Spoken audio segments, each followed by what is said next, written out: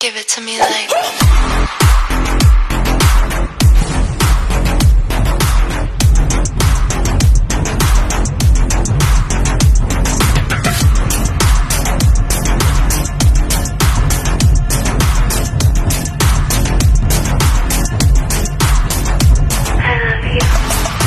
Hello guys, ayan, nakatingin na ako sa masarap na luto nila na ay ginataang string beans at saka shrimp.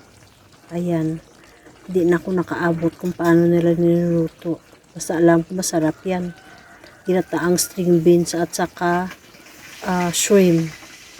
O diba, alam niyo ba magluto nito guys? Sa simple, ako sa tingin ko pa lang alam ko na kung paano niluluto yung isang ulam. Ayan, di ba? Pag sinabi mo ginataang string beans at saka hipon, yung malalaking hipon.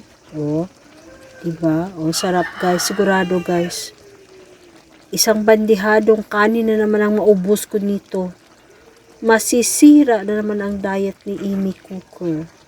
Ay nako, sa sobrang sarap nito ng ginataang string beans na may malalaking hipon.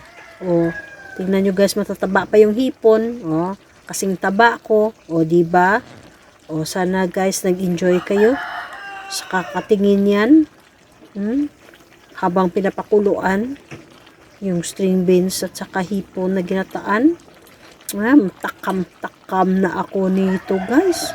Di na ako makapaghintay. Tumutulo na yung laway ko sa kakakatingin yan sa loob ng kawali. Oh my God. Ay nako.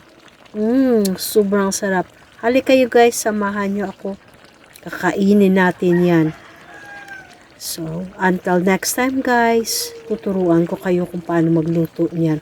Sa ngayon, tingin-tingin lang tayo muna dyan sa loob ng kawali habang kumukulo kasi hindi tayo nakaabot kung paano niluto niyan. Anyway, thank you so much to my sister Eva and Jane for this wonderful and sumasarap na pagkain ngayong araw. Love you all guys!